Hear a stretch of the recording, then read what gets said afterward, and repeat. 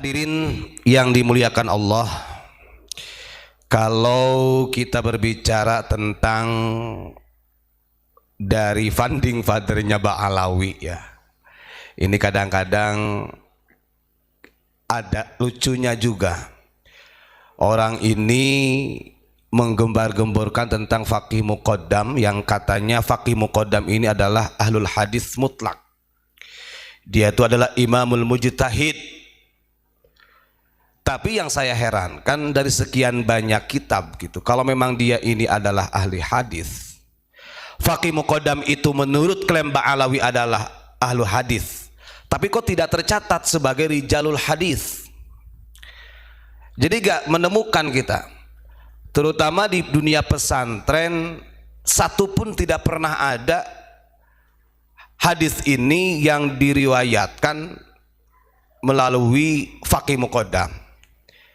Artinya teori seperti itu kita sulit untuk membuktikannya gitu kan. Ini kelucuan. Kan berbeda dengan contoh lah. Kalau begitu kalah dong sama Imam Ghazali. Imam Ghazali walaupun beliau tidak pernah mengaku-ngaku dirinya sebagai cucu Nabi, tapi karya ilmiahnya sangat masyhur gitu. Apalagi kalau kita lihat contoh seperti yang disampaikan oleh Habib Muhdar kemarin dengan lantangnya yang mengatakan madzhabul arba'ah, 4 mazhab ini tidak mengingkari Alawi bin Ubaidillah. Nah, ini kan salah satu kelucuan juga.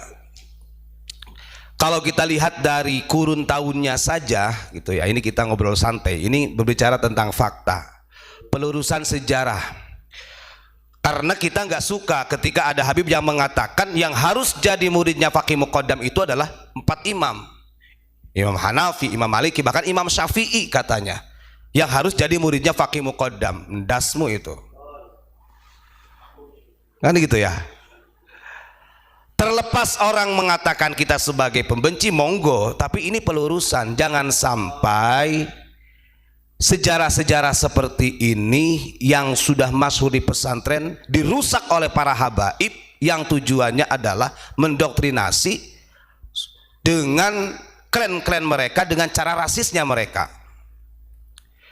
Coba kita lihat, dan saya yakin para muhibin juga tahu,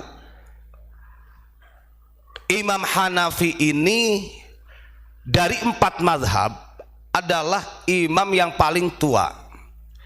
Kita tahu Imam Abu Hanifah, Imam Hanafi ini beliau lahir tahun 80 Hijriah dan beliau wafat di tahun 150 Hijriah. Terus kemudian lari lagi kepada Imam Maliki. Imam Maliki lahir pada tahun 93 Hijriah, wafat pada tahun 179 Hijriah. Lari lagi kepada Imamuna, Imam Syafi'i. Beliau lahir pada tahun 150 Hijriah, wafat pada tahun 204 Hijriah. Dan yang paling muda daripada 4 mazhab itu adalah Imam Ahmad bin Hambal. Beliau lahir pada tahun 164, wafat pada tahun 241 Hijriah. Kita logikakan dengan akal sehat. Kalau dari 4 imam ini membenarkan Alawi bin Ubaidillah yang menjadi sumbunya, founding fathernya klan Ba'alawi, ini sangat gak rasional. Jangankan di kitab-kitab yang ada di pesantren salafus soleh, karya ulama salafus soleh, di kitabnya klan Ba'alawi sendiri, kelahirannya Ubaidillah, kelahirannya Alawi, ini gak ditemukan, Pak. Masa iya, wong Imam Hanafi saja yang dari 4 mazhab yang paling tua terdeteksi kok, terverifikasi lahirnya kapan, wafatnya kapan, itu kalau masyhur begitu, Pak. Dikenal. Karena dikenal gitu. Sok tanya. Jadi ini untuk para yang kekeh, monggo kalau ada orang yang masih membela, oh pokoknya jangan menghina Habib, Habib ini adalah cucu Nabi, tanya Ubaidillah kapan lahirnya, Alawi itu kapan lahirnya. Saya yakin tidak akan pernah tahu. Tercatat di dalam kitab mereka, karena saya membaca beberapa nukilan dari kitab mereka yang dibuat oleh Ba'alawi. Alawi itu lahirnya belum jelas, tapi wafatnya tahun 410 Hijriah. Kemudian Ubaidillah lahirnya tidak jelas, tapi wafatnya tahun 383. Ini kita ambil dari madhab yang termuda, Imam Ahmad bin Hambal. Beliau wafat tahun 241. 200 tahun yang lalu. Kalau ke Imam Syafi'i berarti 300 tahun yang lalu belum lahir Alawi bin Ubaidillah. Kan gak logika gitu. Artinya kalau membuat kebohongan jangan terlalu lah. Ini kan kelihatan kebohongannya. Apalagi kalau kita tuntut, oke lah, kalau memang menurut mereka ini adalah founding father-nya mereka, ada gak karyanya Alawi bin Ubaidillah, karya ilmiahnya? Coba. Atau kitab kuning yang diajarkan di pesantren? Oh no mas, ini namanya survei membuktikan, bukan kuis saja. Kita berbicara tentang data masalahnya. Oh unik ini pembenci, bukan benci, karena dari mereka selalu merusak tatanan sejarah yang sudah ada, bahkan ingin melebihi daripada madzhabul arba'ah. Kita tempeleng mereka. Duh, Hasyim Asy'ari itu nggak pernah kok. Andai kata Faqih Muqaddam ini sebagai ulama ahlul hadis yang mutlak mujtahid, yang wathiqah, bahasanya begitu kata mereka, saya yakin Hasyim Asy'ari juga pasti menjadikan sebagai sandaran. Nggak ada dalam apa namanya Risalatul Ahlussunnah wal Jamaah. Coba ingat dalam bermadhab,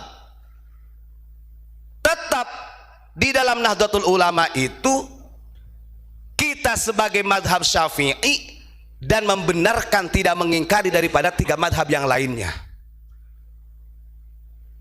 Kata siapa?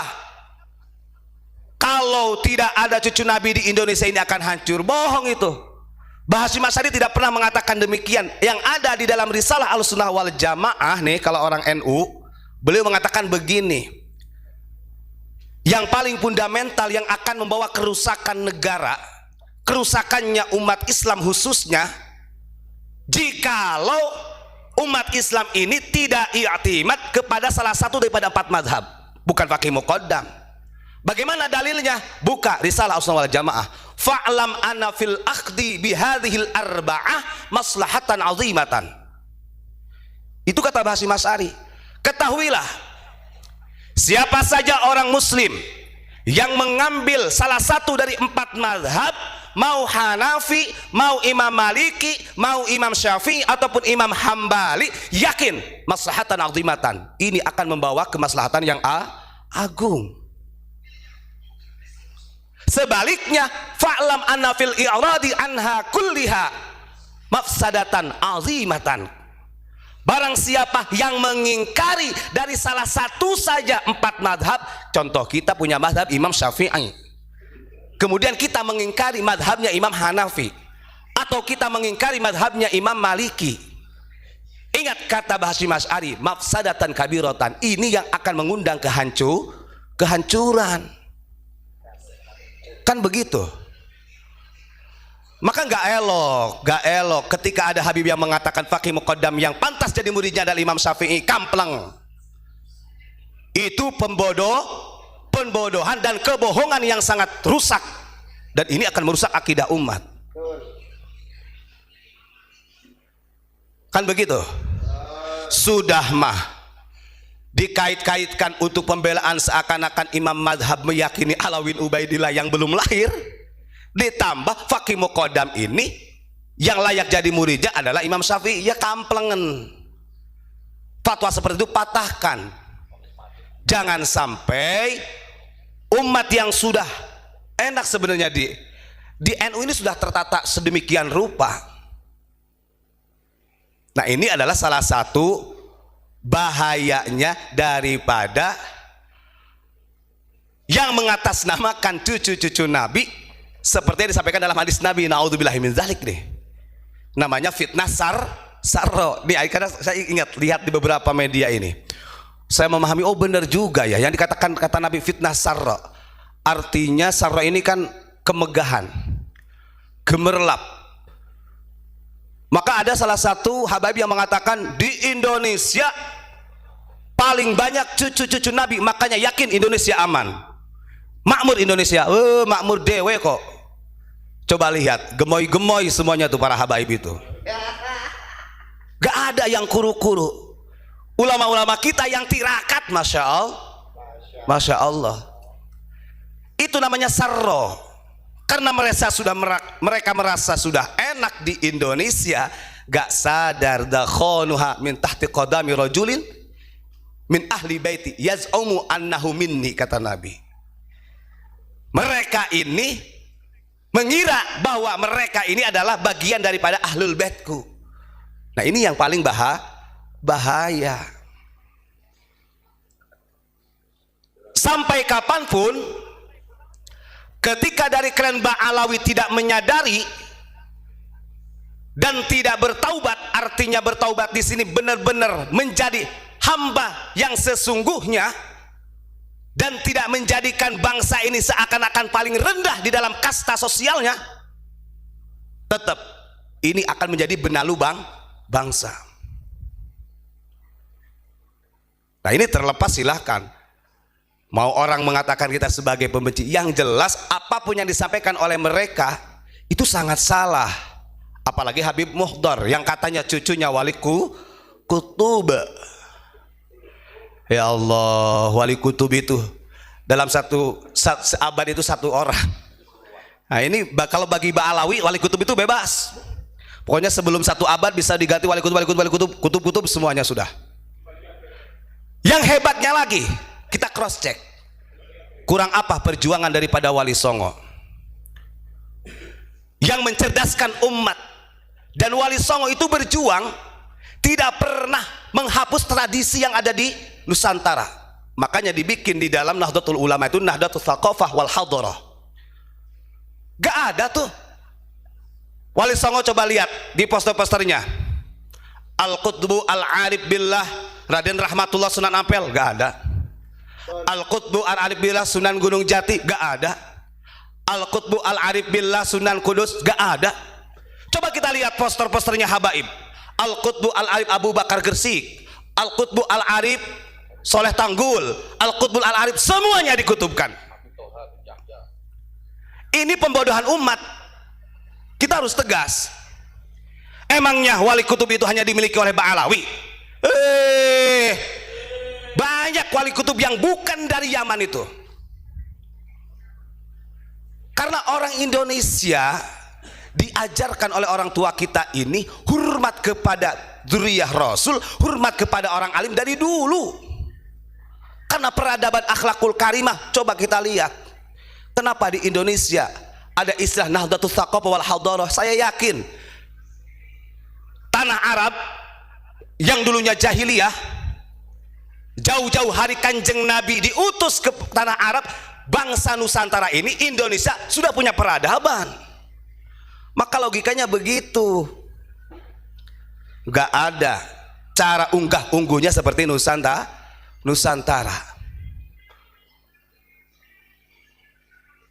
Coba dicek. Sekarang kalau kita di depan mereka yang mengaku cucu Nabi, Masya Allah, jalannya aja ngesot, Pak.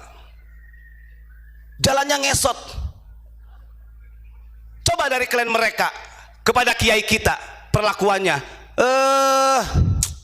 no. Kalau memang ingin adalah menyamaratakan secara ukhuwah insaniyah, harusnya disamaratakan. Dan Masya Allah, Pak, aduh, kalau kita lihat ya, sampai anak-anaknya dari Habib ini ada tuh satu, itu kayak disembah-sembah, ya Allah. Nah, ini yang harus kita counter nih. Jangan sampai dawir-dawir yang mereka sampaikan terus-menerus mendoktrin umat, yang kemudian umat ini menjadi budak. Dan disadari ataupun tidak, cek aja sudah. Ada yang mengatakan begini, oh saya gak merasa jadi budak. Silahkan, teruskan aja itu sebelum jadi keset itu. Setelah habis semuanya Masya Allah. Nah ya, jadi dalam catatan sejarah ini kalau saya buka Habib Ali As-Sakron, nih ini kunci ada di situ Pak, perubahan sejarah dari klan Ba'alawi itu. Habib Ali As-Sakron ini adalah salah satu orang yang paling berpengaruh merubah sejarah yang mengkait-kaitan tentang Alawi Ubaidillah kepada Rasulullah. Kalau kita buka sejarahnya Habib Ali As-Sakron, bah, nah ini next time nanti kita sampaikan. Yang jelas, walaupun itu katanya cucunya wali kutub yang menyampaikan, jangan dipercaya. Kalau imam madhab tidak mengingkari, artinya membenarkan Alawi bin Ubaidillah sambung kepada Rasulullah. Wong mereka belum lahir. Yang sampai dini hari dalam catatan Ba'alawi sendiri, Alawi bin Ubaidillah lahirnya belum ditemukan. Hanya menemukan catatan wafatnya. Mudah-mudahan Allah memberikan kewarasan kepada mereka. Allah memberikan kewarasan. Terima kasih. Assalamualaikum warahmatullahi wabarakatuh.